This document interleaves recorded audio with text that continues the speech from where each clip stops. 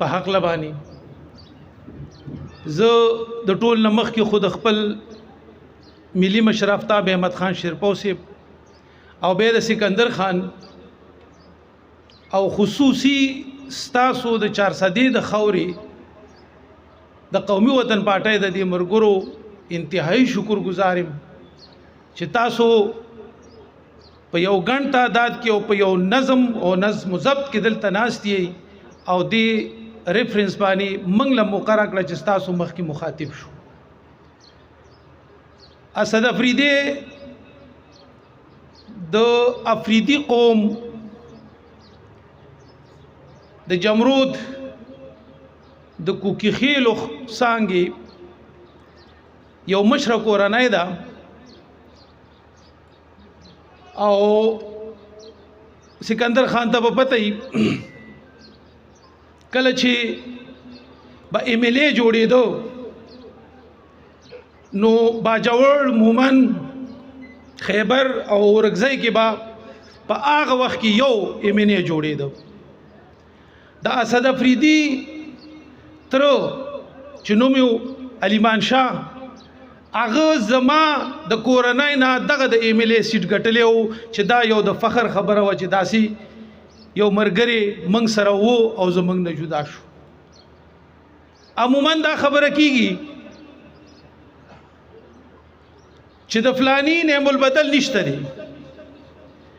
زه په خپل چیرمن صاحب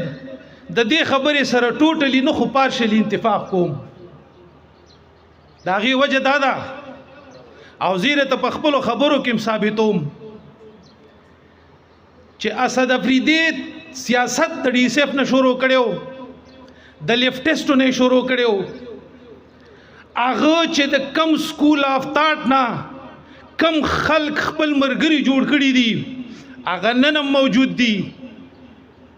نو دا خبره واضحه ده چې فزیکلی خو باغه من سره نه خداغه چې کم سوچو داغه چې کم فکرو داغه چې کم روشن خیالي وا نو هغه نن د هر هغه ملګری په دماغو کې ناستي کم چې داغه سره وخت تیر کړی دی. اسد افریدی صرف د پښتونخوا په سیاست صرف د پاکستان په سیاست د پوهې لرون کې صرف نو بلکې زما د ګوانډي ملک د افغانستان په سیاست هم دا یو جوور نظر او کلم هم چې منګه سره کې ناستو نو په حیثیت یو سیاسي استاد نه منګه داغه نس دکړه کوله هغه د انسان په شکل کې یو وکیبلری وا هغه د انسان په شکل کې یو انسټیټیوټ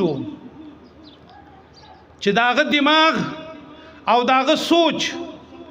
دومره ډیرو او دومره پویو چې زه په دې باندې فخر کوم په حیثیت د قبایل د یورور او زما مشرو چې کله کله به زما ملي مشرم تاسو کو په یو بازي نقطه کې چې په دې کې منسو لہذا من فزیکلی خو هغه موجود نه دی خو زه به خپل مشرانو ته دا یقین ور کوم چې کنن یو اسد افریدی نشته دی نو دا سې ډیر اسد افریدین په دې قومي وطن پارټۍ کې چې هغه به تاسو نه وګه به تاسو سره ولاړی او هغه به تاسو سره دا مرګسته کوي.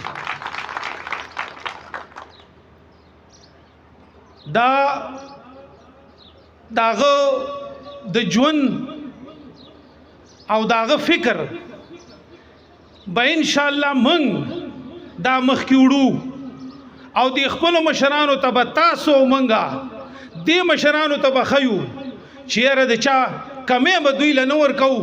چې دوی دا محسوس نه کی چې یاره په قومي وطن پارټۍ کې څوک اوس دومره نشته دی چې هغه د اسیز مخ کې بوزو دا به ان شاء الله تاسو بوزئ دا به موږ په شریک باندې بوزو او د مشرانو ته به خيو چې ان شاء الله من یو او دا به دغه شان من کو د سره چې تاسو ته داغه د کمی هیڅ قسم کمی محسوس نشي. عزتمندو تنظیمی خبرې وشوي لاول خود ټول لغټ خبره دا ده او زه خوشاله پدیم چې واحد قومي وطن پارټي دا د دې مشران دي چې هغه خپل ورکر لا یو فورم ورکی چې ته خبره وکړه دینه غټه خبره بل نشته دي او هغه ته تجویز وړاندې کی په نورو پاټو کې دا شی نشته دی الته امپلیمنټیشن دی د برنه چې سراله لغه بکیږي بس نو تاسو خو خوش قسمت پدې او داشنغره خوره خوش قسمت پدې چې تاسو له خدای پاک د آفتاب احمد خان او د سکندر خان په شکل کې دوه داسې لیډران درکړي دي چې هغه د ورکر په عزت هم پوهیږي هغه د خپل قوم په عزت هم پوهیږي هغه د خپل و پارټۍ په عزت هم پوهیږي او زه دا خبره په هر فورم باندې کوم چې راشئ وګورئ موږ ډېرې پارټۍ لیدلې دي 20 کاله ما د مومندو صدارت کړی دی 40 کاله زما خاندان دی او پارټۍ سیاست کړی دی خدا سي عزت چې کم د دې پارټۍ زمنګ دا مشران کارکون لور کوي نو ګوره دا په بل ځای کې نشته دا یاد ساتئ او تاسو ته به خپته مې دي تاسو خو قسمت قوم یې او زه خو اکثر دا خبره کوم چې خدای پاک مومندو له داسې مشران ور کړی وې کنه نو ما به خودلې وې دي مومندو ته چیرې دی کې خل څنګه کار کوي نو خوش قسمت په دې چې تاسو د خوري تاسو مشران دي کمزوري شته دي کمزوري بهیم خدایي دا مطلب هم نه دی چې دا سمنګ سره وشو اچھا چې سکول هغه وکړل زه اوسم ستاسو ته سلام پیش کوم ستاسو جذبې ته سلام پیش کوم ستاسو کارکردګۍ ته سلام پیش کوم چې په دې دومره سخته کې د هغې باوجود هم تاسو د دې پارټۍ سره ولاړ وئ او تاسو د خپل کینډیډیټ سره مرسته کړې ده ای به کمزورۍ به د ځان نه به لرې کو مشرانو ته به ووایو انشاءالله په دې کار پکار دی څنګه دلته یو کشر ویلی چې په یوت باندې کار پکار دی په سټوډنټ باندې کار پکار دی زه به حیثیت ستاسو د ورور د جنرال سیکرټري زه خو تاسو ته هر ټیم تابعدار یم کلم چې په 400 کې سی او ما راغواړئ زه به تاسو له راځم که هغه شپه او که هغه ورځې زه به ستاسو خدمت له راځم دا مې سره وعده ده سیاسي ملکی سیاست او تنظیمي امور باندې به زه ټیم خپل مشر له ورکم ډیره مننه ډیره شکریہ